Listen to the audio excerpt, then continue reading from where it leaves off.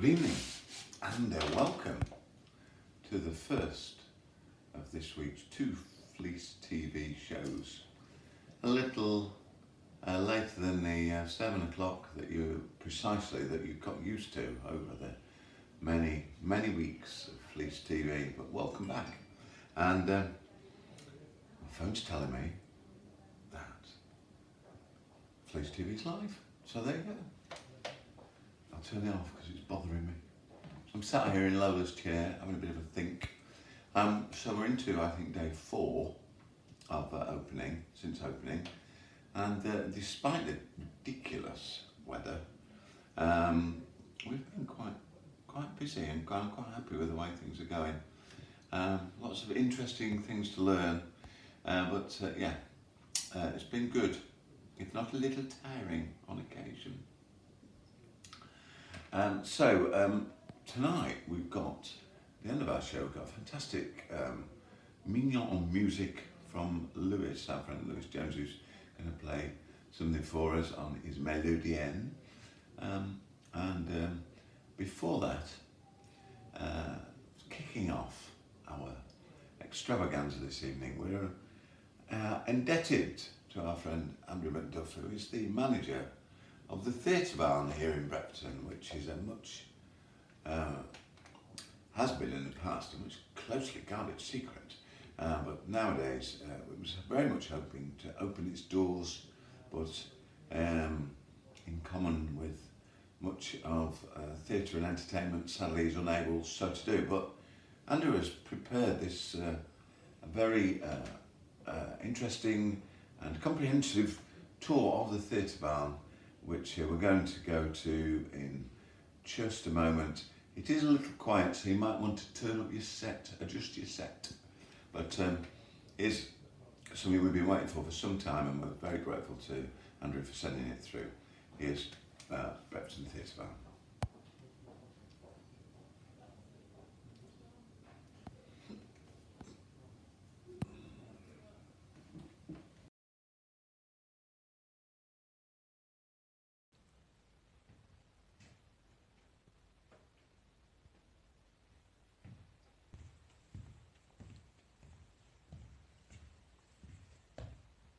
This is the Theatrebarn in Bretforton, and here we are on stage.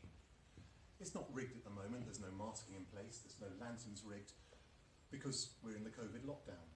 But everything's ready to go, and what you see here is the classic empty stage black box. That space which can be turned into anything that you have the imagination to make it. Above us, if you can see in the shadows, are the lighting bars, which are waiting to be rigged there, and in the wings you can see the lights ready to go on the bars. The wing spaces here are formed of the old cart entryways. When this was a tithe barn, when it was first built in the 13th century for Evesham Abbey, carts would come in through this door, be unloaded onto both sides, and then go on out through the other door. So a medieval drive-through. At the top there, upstage, the tortoscope is the access equipment which helps us get up to the lights and all the rigging and the tracks and everything else that we need to do. Over here, the prompt corner. This is where the stage manager or the deputy stage manager calls the show.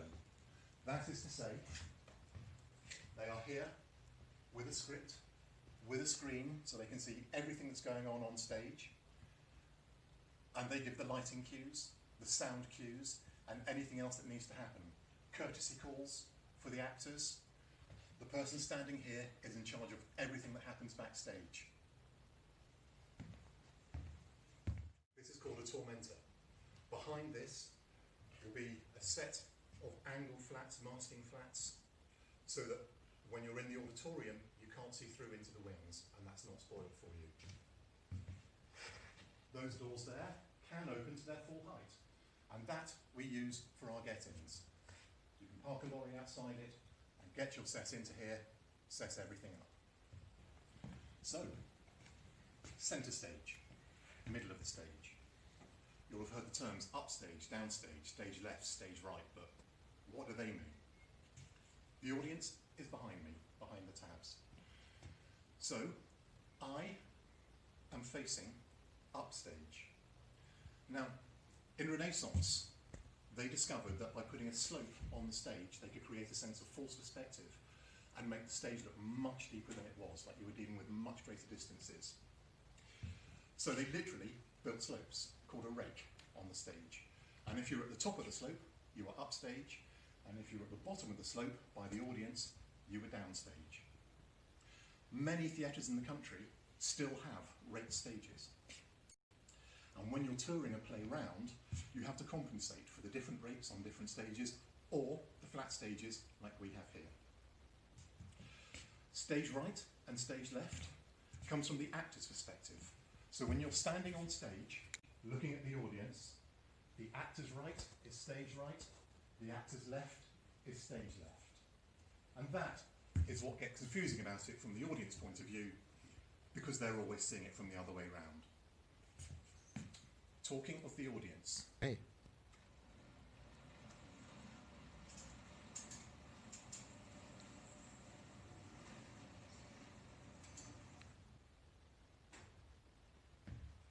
And this is a beautiful auditorium.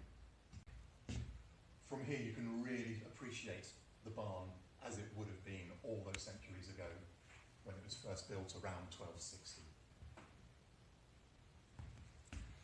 You can see up above the empty lighting bars with the plugs all ready for the lanterns to be plugged into. 2 lanterns rigged further back.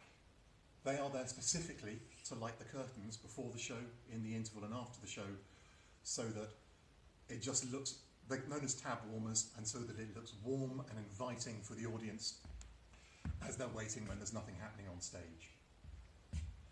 We have 180 seats. You can see they're all wrapped up. We wrapped them up for winter. And then, under the current circumstances, we thought there's no real reason to unwrap them, apart from where we need access from the scaffolding tower or the taller scope to get up there. So 180 seats, tiered seating. There isn't really a bad seat in the house. We're very, very lucky.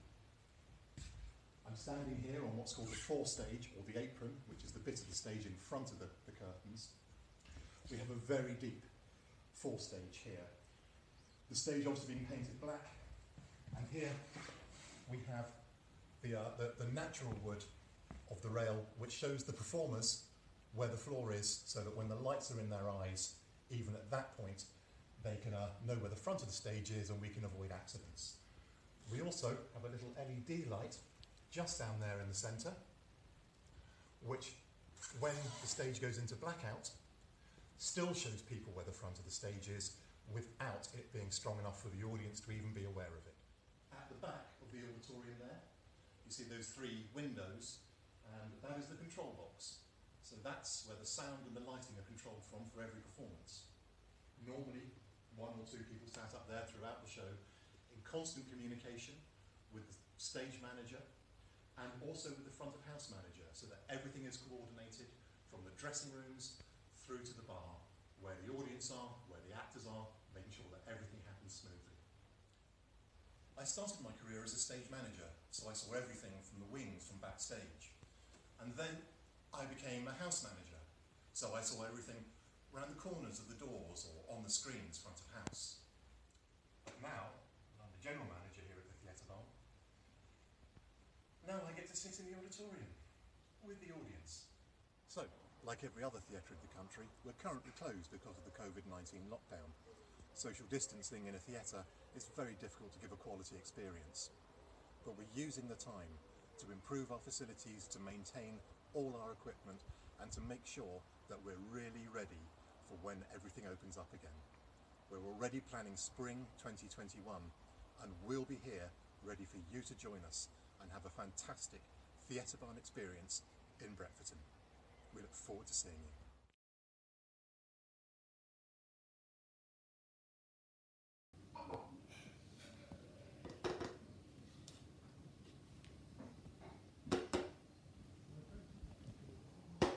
Nice.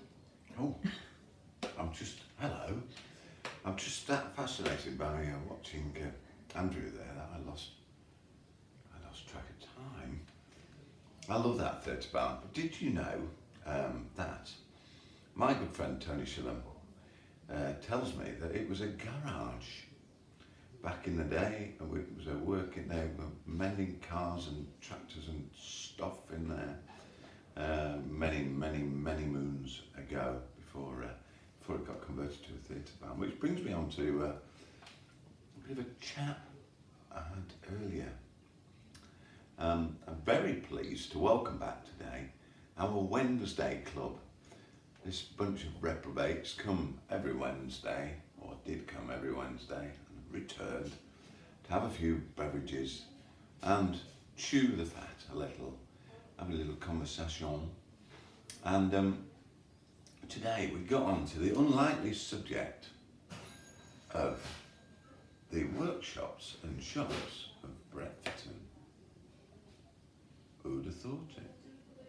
So just round the corner opposite our old post office was a workshop, a cobbler's workshop. Would you believe it?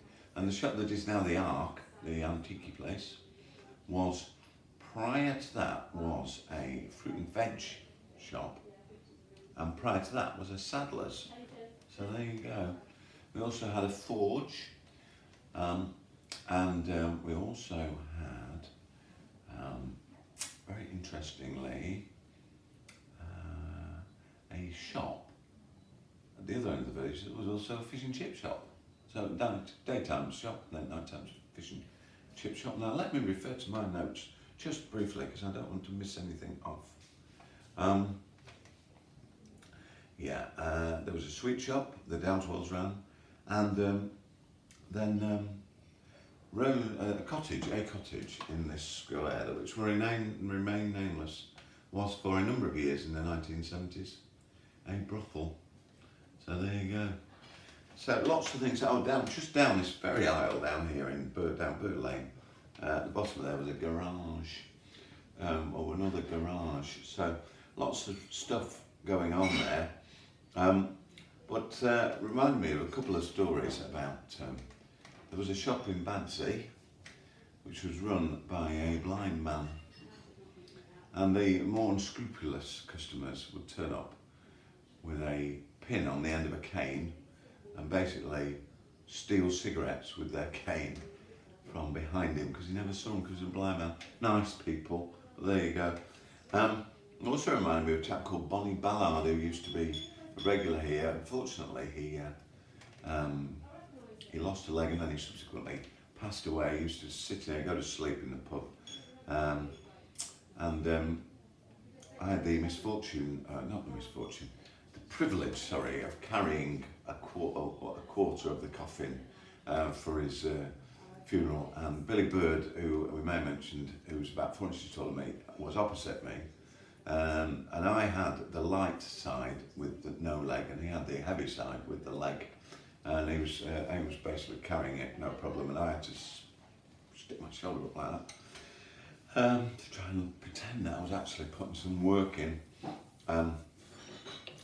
But yeah, so, and apparently the cottage across the way called Horseshoe Cottage was in fact called the Three Horseshoes back in the day. It was another pub. Did you know that? So there you go. So that would have been 4 pubs in the village if that is so. But yeah, that's pretty much all my little shop stories. So thank you for listening. We've got a little picture of Bill actually. Me welcoming Bill for his first pint back the other day on Saturday when he popped in. So, well, thanks, Bill. And so just a couple of more things. These curtains are lovely, holding up very well. Some 17 years after my mummy made them.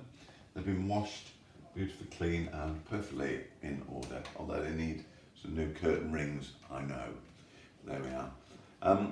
So just to say, it is now time for Julian's joke. I always knock on the fridge door now before I open it, just in case the salad's dressing. So that's the first joke from Julian, from the settle, live from the settle that was. So thanks, Jules, for continuing that invaluable service that you do provide. So all I've really got to do now is to say thank you for tuning in, and I hope you join us again at the weekend for another edition of Fleece TV.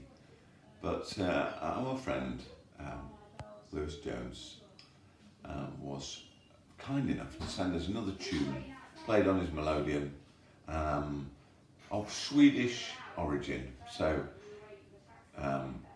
Lewis is going to play us out. For me, on Fleece TV, good night. Thank you. Edward's joy.